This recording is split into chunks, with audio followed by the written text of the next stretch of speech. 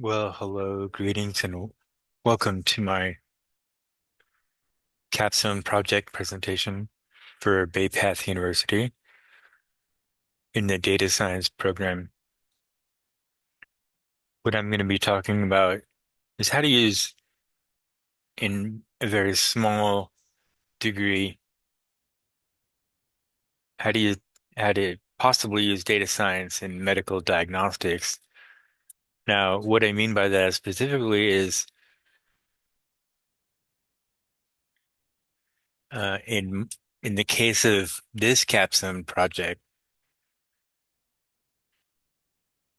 determining or not determining, but predicting with often a lot of error, but attempting to predict the presence of a binary disease, by which I mean a disease where, for instance, the uh, presence of the disease is binary, so it's either there or it's not there, benign or malignant. Now, a lot of diseases are not binary. I'm not a doctor. I'm not well versed in these topics, but I would imagine that hypertension is not binary, diabetes not binary. Um, but there are a lot of binary diseases. In this talk, I'm going to be talking about cervical cancer in particular. And um, so what I want to do is take some data from the University of California at Irvine, which is one of a few data warehouses. This is uh, a data warehouse that, as far as I know, has good reputation. It is not a medical warehouse, so that's something that uh, we might want to keep in mind. But I used it, and this data, there are approximately 800 patients and 36 variables, and um, seven variables are what are called target variables. And for example, one of the target variables is cancer, cervical cancer. So we obviously want to try to predict the presence of that based on other things like, there's um, in the upper 20s other variables like age. Um, I'll show you an example. So here's how the data comes from the website. Age, um, and there's different variables. Number of pregnancies, smokes. These things influence the prediction of cervical cancer. And like another example is an IUD. Does the person have an IUD installed?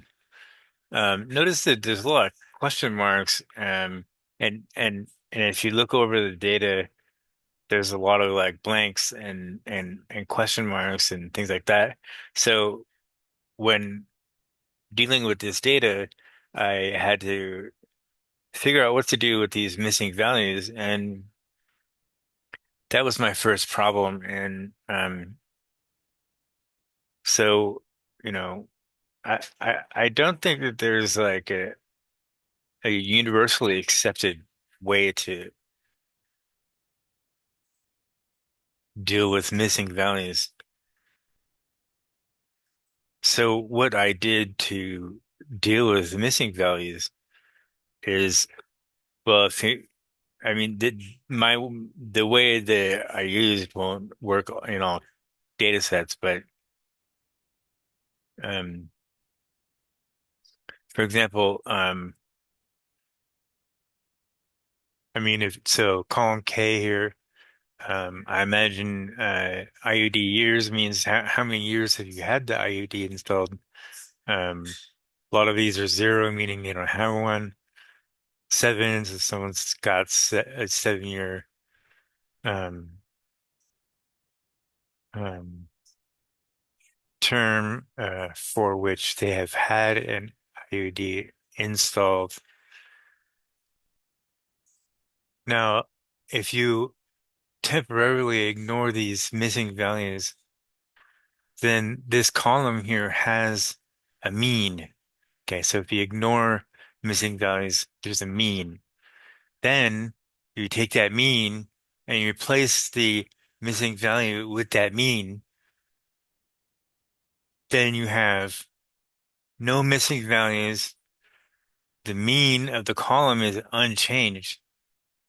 And one of the problems that I could see about doing that would be if most of the column was missing. If most of the column was missing, then I'm not really sure what you could do to compensate for that in a logical way. But in this data set, um, there's only a handful of values that are missing compared to 800 patients. Um, so here's what it looks like when I run it through an algorithm. So so now you can see there's no missing values at all. Um, no missing values. You get some kind of strange values because we've inserted the mean of the column instead of the missing value, question mark or blank.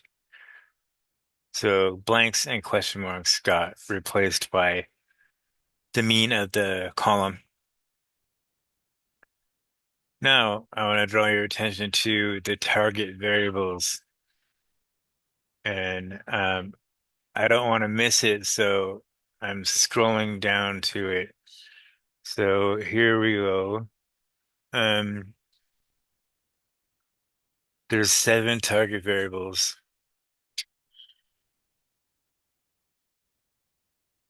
So those 7, and it actually it may take a little work, and especially if you're dealing with the big data, then um, it may be difficult to identify in a data set like this which variables are the target variables. Um, but here, so the diagnosis of cancer is a target variable. These are all binary, so it's either 0 or 1, and these are not predictions. That this is actually from patients. So 1 unfortunately means that patient. I don't know how to say it. I mean, tested positive for cancer. I mean, I don't know the right way to say it medically. Has m a malignity. I don't know, like, but anyway, they have cancer, and then the zeros um don't. And what we want to do, I mean, one thing that we want to do is early detection, and we want to have something that will assist doctors, not replace doctors. I don't, I mean, I don't envision anytime soon anyone replacing doctors or or medical technology. Um, and so the second target variable is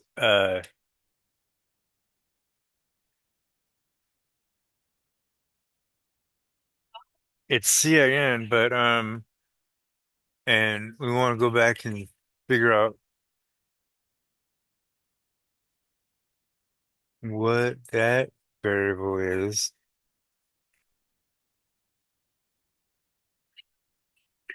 So this is another copy of the link to the cervical cancer website.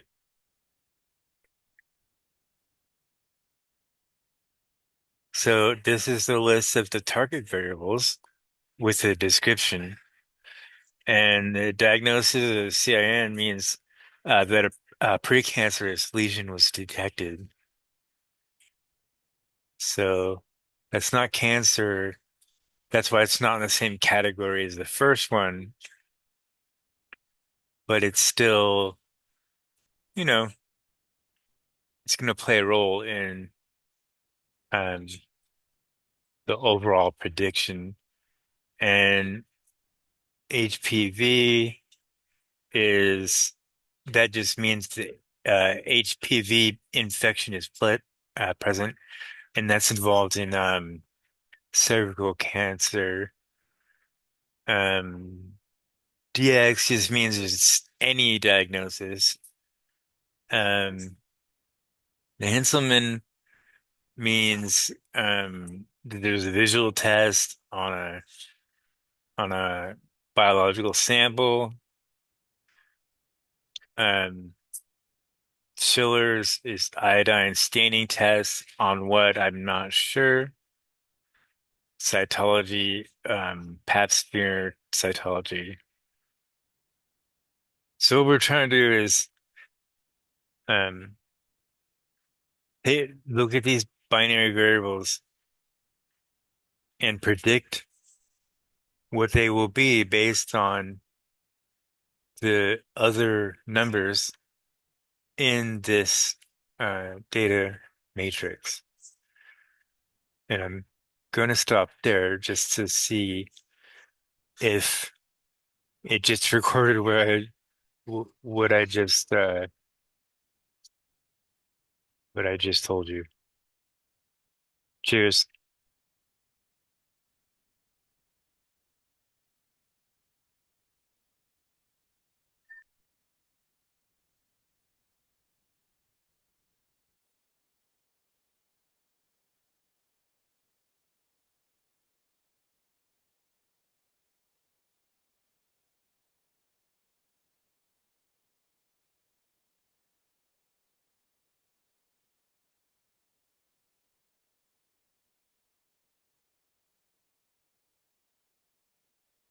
Um, Hello.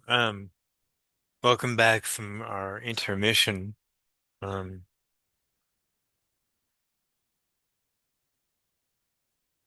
and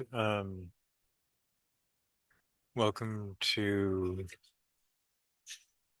part two of our talk on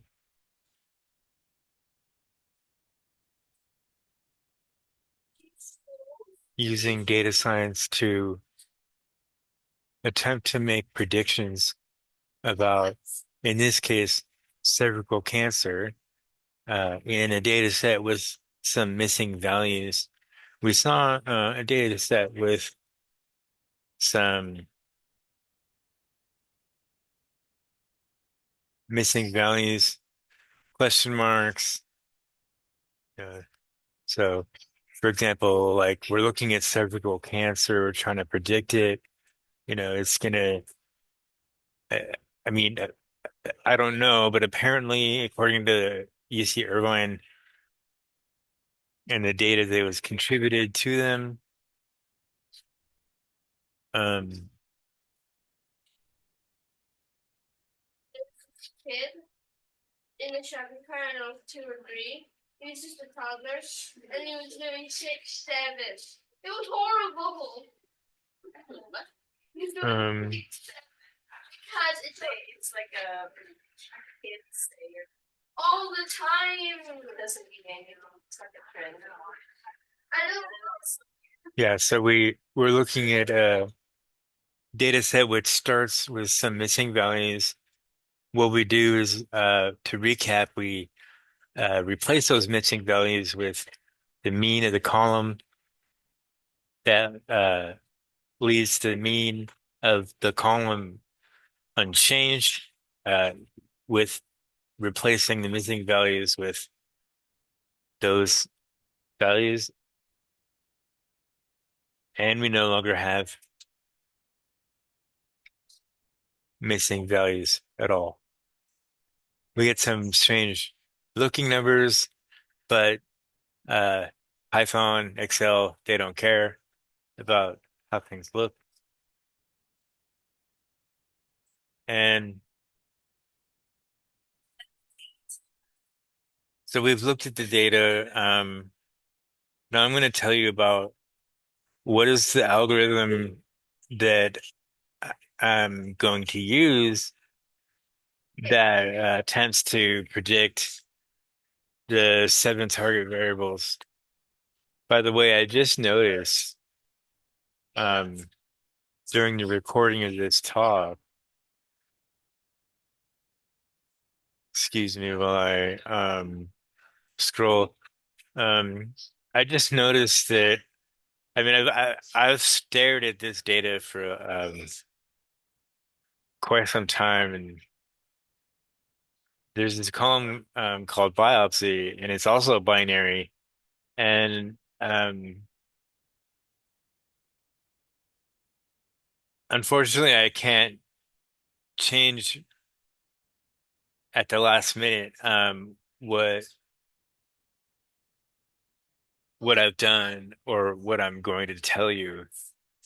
But what I'd like to tell you, or what I'd like to impart to you, is the ideas are the same, and we would have to incorporate um, this target variable. And this actually could potentially really have, like, neglecting it. And like, I really don't know why I didn't see it before. Um, but at any rate, not seeing it before could have really thrown off my predictions. Um, and that could only, I think that could only improve my the end prediction. So, I do have some conclusions, and some best and worst um, predictors, and there that definitely would have been influenced had I included biopsy, a binary variable, in the study. But at this point, because unfortunately I waited. I mean, obviously I didn't wait till the last minute, but I've been working on this for quite some time, actually. This problem started when I was an instructor, and I wanted to figure out um, something about students, about how would I maximize the correlation between a synthetic score of some kind and their score on the final exam?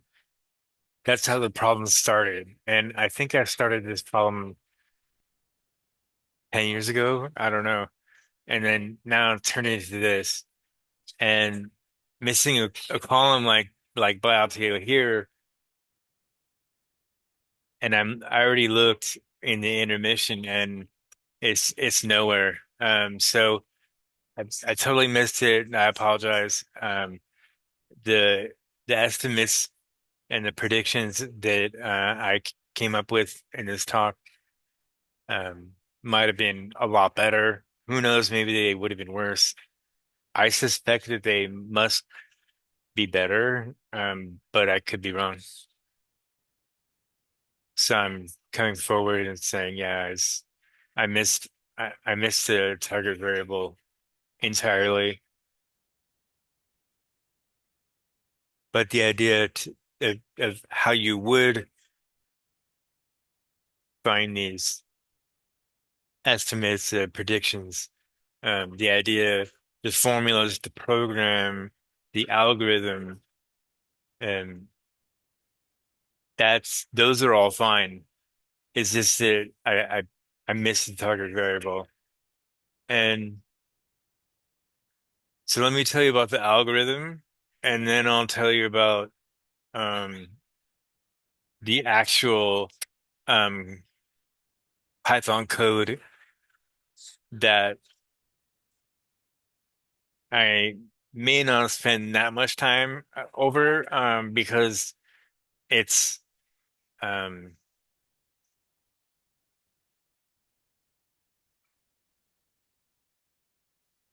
uh, I don't think it's necessarily going to be helpful for me to talk that much about the specifics of the code. I think what's going to help more is me talking about the algorithm that the code is based on. So I'll talk about the algorithm that the code is based on, and then the code itself, and then I will discuss some actual results for seven target variables of eight. Apparently, there's eight. Um, come to know, I just found out minutes ago there's eight target variables, and so this is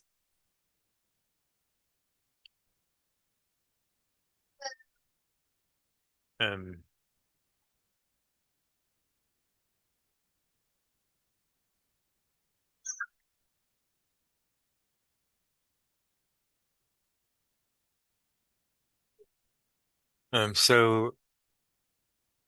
so input and cleaning. Cleaning includes like something like removing missing values. So question mark or NaN, non-numerical values. Um, so what I do in my algorithm, I just, as I discussed with you, just compute its mean, replace missing entries with that mean. I think that has many advantages. Now, I mean, there is no perfect way to fill in missing values. I mean, if it's missing value, I don't think there's a way to know what what value it would have been or that it was. Uh,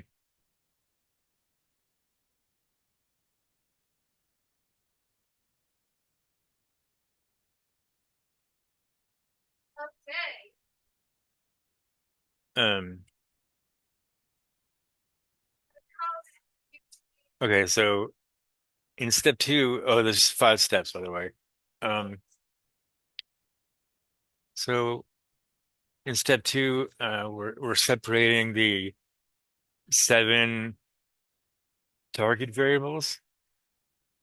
So like cancer, um, the other ones, the HPV, virus presence. The other ones, um, and it's sad to say that I missed the biopsy. Should have been in that list. There should have been eight, not seven. Um, I didn't find the seven by an algorithm. I found them by sight, and I blame my eyes for missing the eighth one. And so here we're starting to get into the nitty gritty of the algorithm.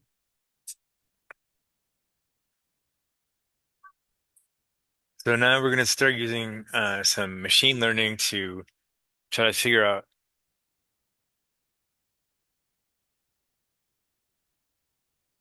part of how to make some of these predictions. So this is an overview of the algorithm. Then we're going to talk about the code, and then finally we're going to talk about the actual results.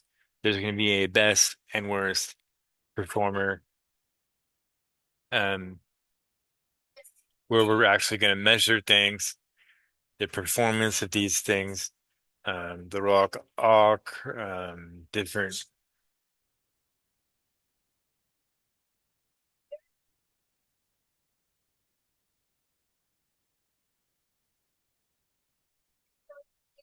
Maybe no, Indians. Oh, I thought you did. You know what they did? They got two there. The wild. Yeah, so when at the end of step three, we're going to save artifacts. So an artifact is a is essentially a file that is saved by a program or an algorithm, I guess, such that that file is relevant to that um, that program. Uh, for example, something might leave a PDF that explains how to factor two integers that are input. You know, for example, I mean that. So an artifact is just in this case feature importances. So that tells us like um, how important is age in the prediction. What is the actual prediction? The metrics means like what are these numbers gonna actually end up being in a train model? Train meaning where the machines the you know what I mean by that is in this case the random forest. So what is it learned, and then that gets saved as an artifact. And for now, we will stop.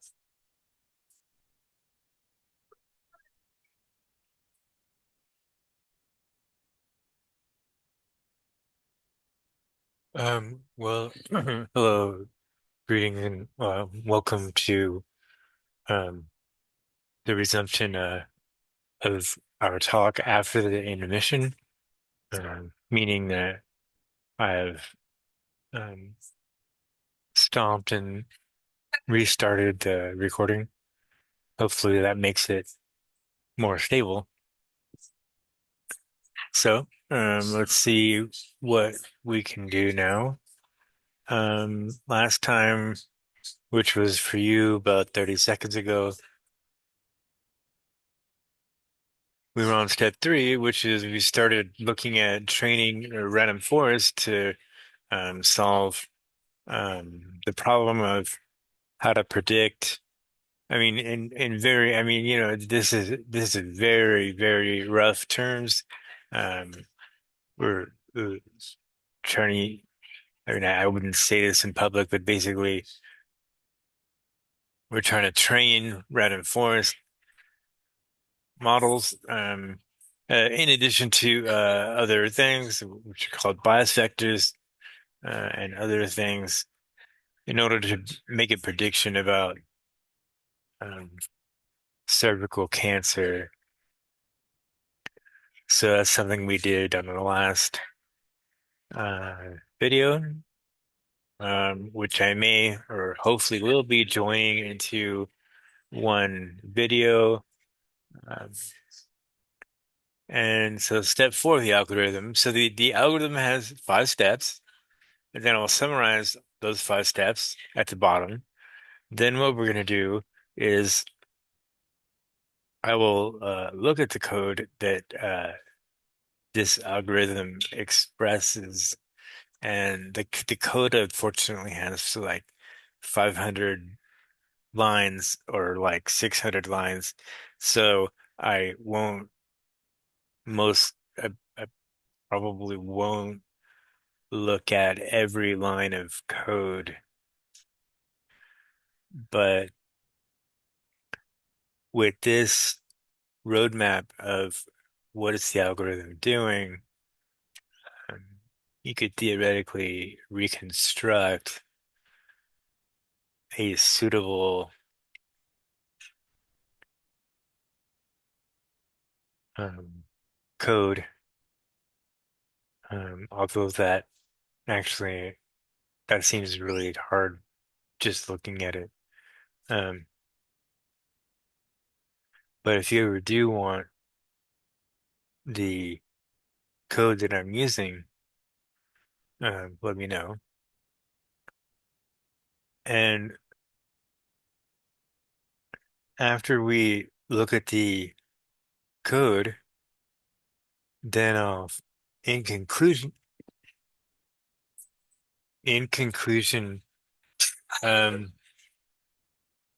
I actually have some results around uh, the cervical cancer issue, and I look at some best predictors and worst predictors, and which target variables predict cervical cancer the best, and which target variables are the worst.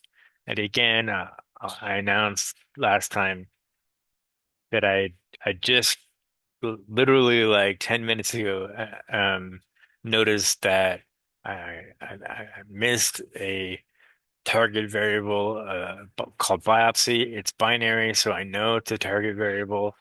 I'm not sure how I missed it. I looked at that data a number of times.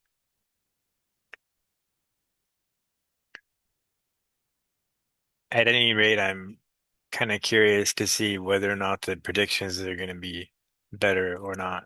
Um, it might explain why the metrics are um, why they could be better. They might be stellar if I included biopsy, but if I redid the whole analysis now, um, that would probably be unwise. So I'm just saying, um, I made a mistake, so I'm sorry about that. But the algorithm and the code, were not to blame for that. That was entirely my fault. So I'm sure you've had a chance to read this. And finally, step five. Okay, so in step five, we want to repeat steps three or four for each of the seven target variables. I just mentioned there's actually eight target variables, so um, in this whole project that I'm showing you, there's only seven that I'm showing you, not eight. And biopsies. So biopsy. I mean, if I if we think about it, I mean, biopsy kind of is cheating, like as in sense of a target variable. If you're doing a biopsy, that's like a definitive. Um,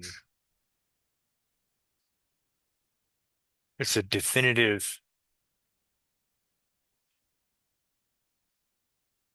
So there's a definitive link between a biopsy and whether or not there's cancer, right? So, I mean, I would imagine that if I included biopsy in my study, that the metrics of the results would go way up. But that's only if biopsies are accurate, helpful. But the whole point, or one of the points of this is to avoid biopsy. And who likes going to the doctor? Well, some people do, but a lot of people don't. Like you don't if you want, if you want to avoid a biopsy, who likes to go for a lab biopsy? Nobody likes to go for biopsy. Maybe some people do, but nobody I know. I mean, I can't envision like someone enjoying biopsies. So part of the point of this study is to avoid biopsies. That doesn't mean that, that's why we get to sweep under the rug like biopsies. Like we're not sweeping under the rug. Like I'm telling you that there's a flaw in the conclusions. But again, the overall algorithm and the code are fine. It's just that um, that target variable was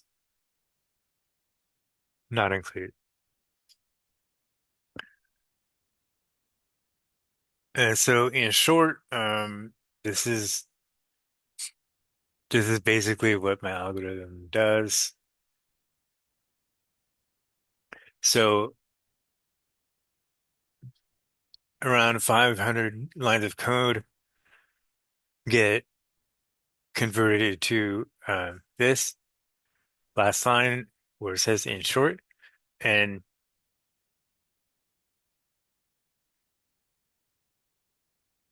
so I think we're good on the overview of the algorithm. So next is the code and then the results or, conclusion. So here is the code today.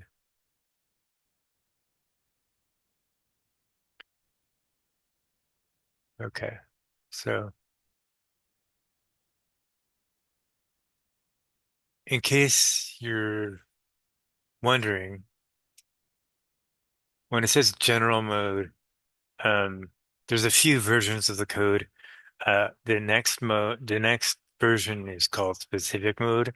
I'm not going to go there, but what it's going to talk about is the files are going to be specific to me, my machine. Locations are going to refer to me. They will not refer to you or your files. So the first block, yeah, this one, it's going to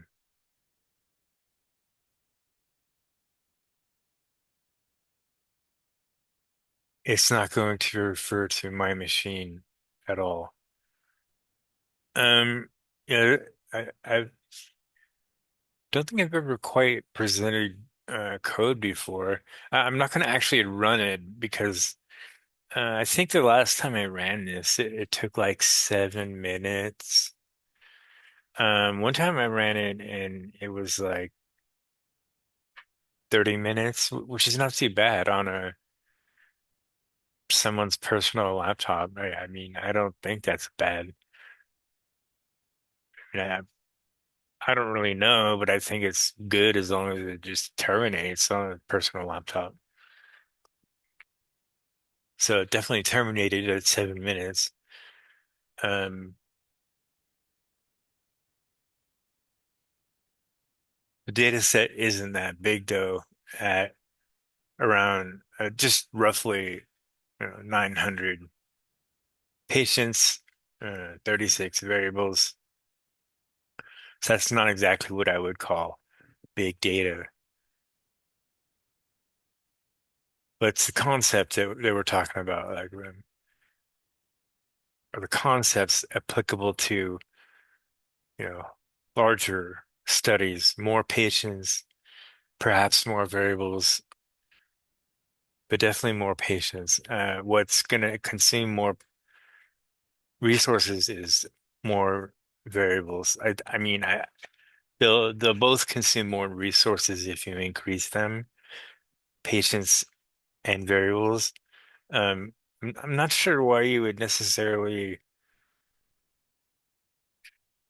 be able to increase variables willy-nilly um or have a need to increase variables, have the wherewithal to increase variables, um, which goes back to like my dilemma of biopsy and talking about increasing variables. Um,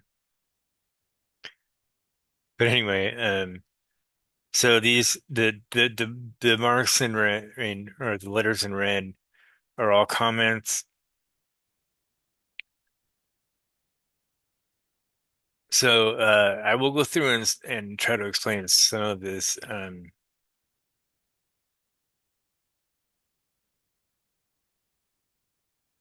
There's a PDF somewhere. It's kind of an auxiliary um, file. Um, okay, so the outputs, the CSVs are artifacts. These are all artifacts. Are as a, random forest. So this is outputting information related to random forest, and then one thing that might be new to, I mean, it might be new to me. I mean, I don't know. I haven't done a comprehensive literature search, but it's to boil it down really um, down to the essentials. And this is false, but I'm doing this just for the concept. When it comes to the bias, what I do is, so you have a matrix with data like age, and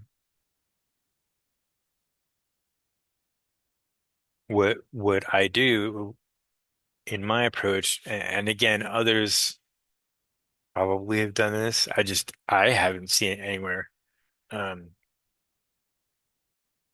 Introduce what I call a bias vector, which is um, a few variables which are intended to be numbers, usually probably real numbers. And what we want to do is combine the bias vector with the data matrix somehow in a way where the metrics are optimized. For example, the correlation is maximized.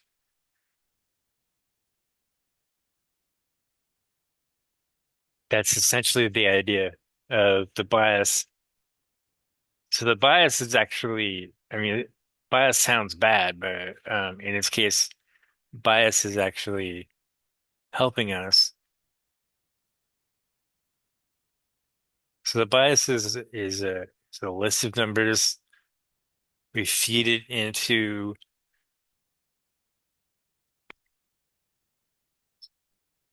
a formula and it in a nonlinear way. And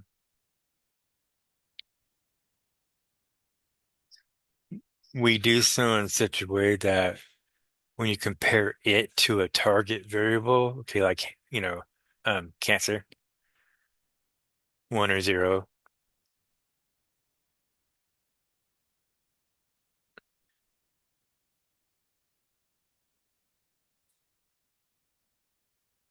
we want to find the bias that does different things. For example, maximize correlation.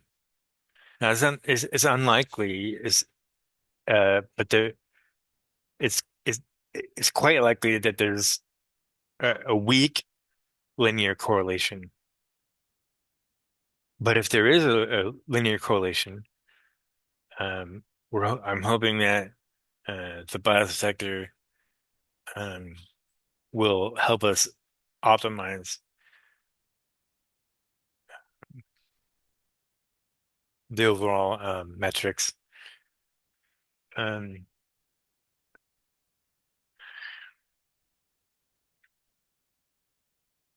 skip way down. So yeah, these you can see that the code here is highly dependent on the fact that there's seven variables, and now I know that there's eight. So um,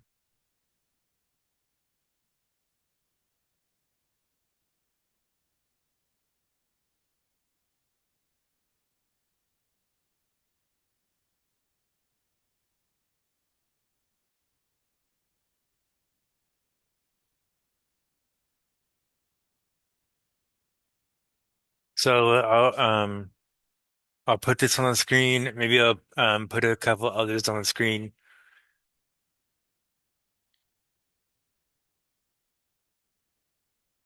So like this.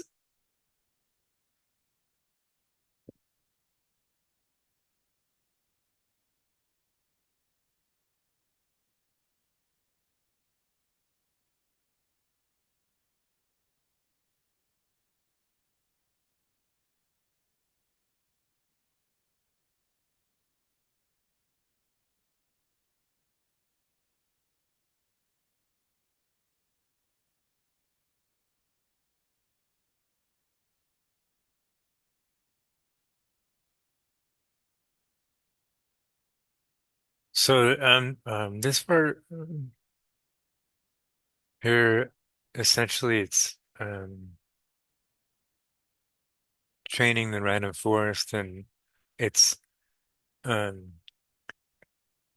randomly taking 30% of the data, and it is testing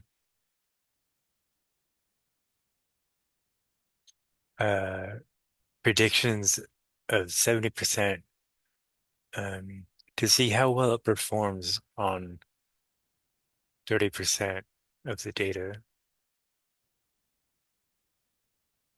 And there's different, I mean,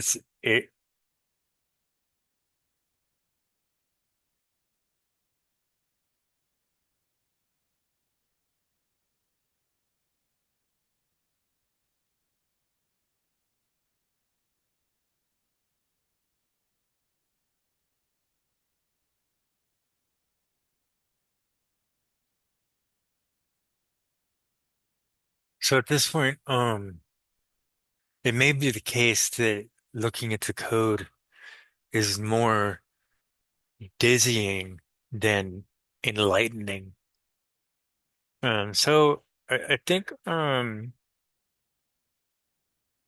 okay, yeah, like okay, so you could recognize this part from the algorithm. Um, Here it's filling in missing values from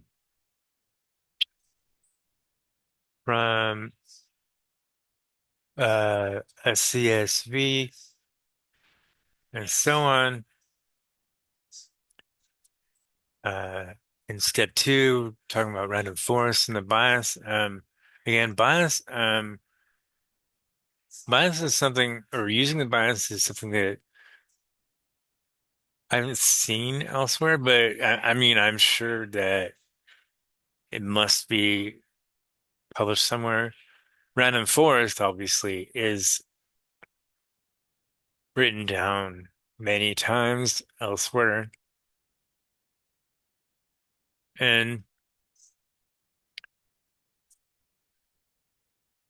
now let's talk about some conclusions. Okay. So yeah, the exact shape of the data, yeah, 858 patients, 36 variables. Turns out there's actually 37 variables. Didn't know that until today. Um, Now, the program, this is an artifact from the program. So it did this. It saved this. So the target variable for the target variable cancer, uh, it got a super bad correlation of 0.03. Now, correlation is usually, well, it is between plus and minus one. And if it's close to zero, that means there's zero linear association. So, um, for cancer, if you look at the other variables, there's basically no linear association. What's weird is um, there's there's a high accuracy though, but that's kind of tempered by the fact that there's no precision, no recall, zero F1. So we went through the seven target variables. Would have went through eight. We could have.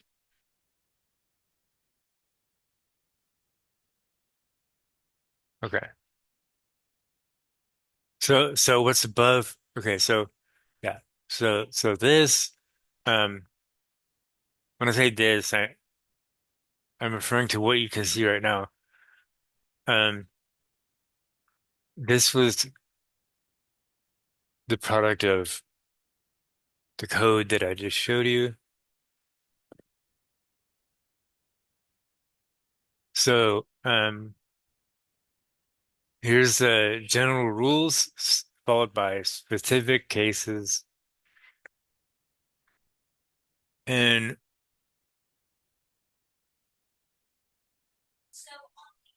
we have some metrics, and then we have the best target and then the worst target. And there's some descriptions like accuracy. Um, Accuracy, for example, highest fraction correctly classified, that gives the best accuracy. And then worst target has lowest accuracy. And this table shows you really basically in rough terms.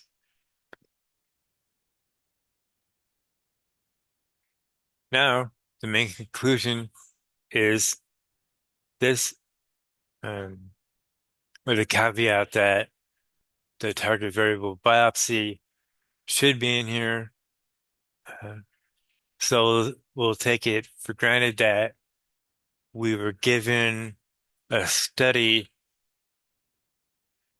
where um, the variable biopsy had been um, suppressed, ignored, deleted, um, just hypothetically speaking, okay, for the sake of argument. And for the sake of argument, the code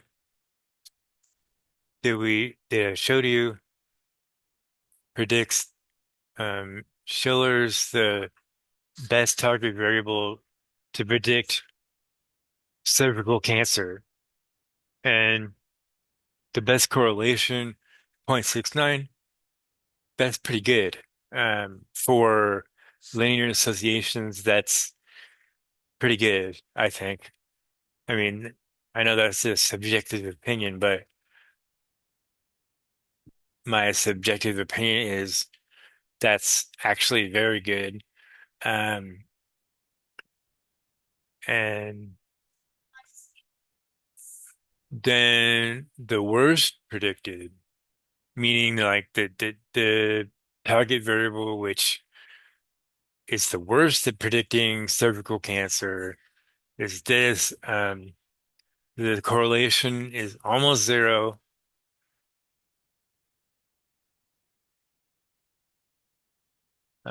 When the awk is close to zero point 0.5, that means it's basically there's random choosing equivalence going on. Um, yeah, and so the conclusion is this and this. The best predicted is Schiller, and then the worst predicted is um, HPV. Um, I can't really be surprised because I don't have biopsy, but um, neglecting biopsy, I am surprised that HPV is the worst predictor because, I mean, I'm not a doctor, I'm not a female, but um, I thought that HPV was highly relevant to cervical cancer. Um, but, you know, that may not be shocking anymore um, because the numbers might all change when I add in biopsy. But if yeah, but if um you go through the code, um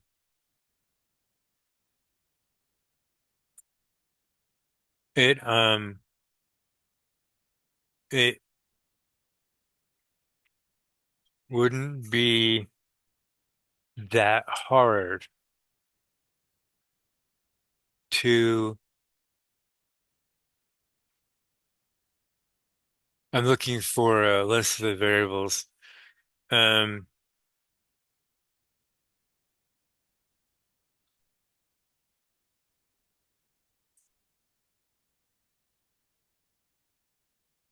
yeah, I'm looking for a list of the variables.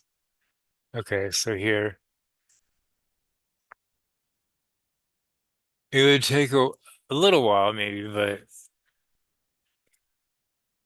what could be done is a modification where we add in biopsy. And I'm not quite sure how long that would take. Um, I mean, I think it would take more than 30 seconds, but I don't think it would take that long. I'm really curious now to run the numbers again with biopsy and see, for example, is Schiller still the best and is HPV still the worst? Like, it's surprising me is still the worst. Um, but yeah, like I was saying, is biopsy. I would think that biopsy is a perfect diagnostic test, whereas obviously other things are not perfect diagnostic tests.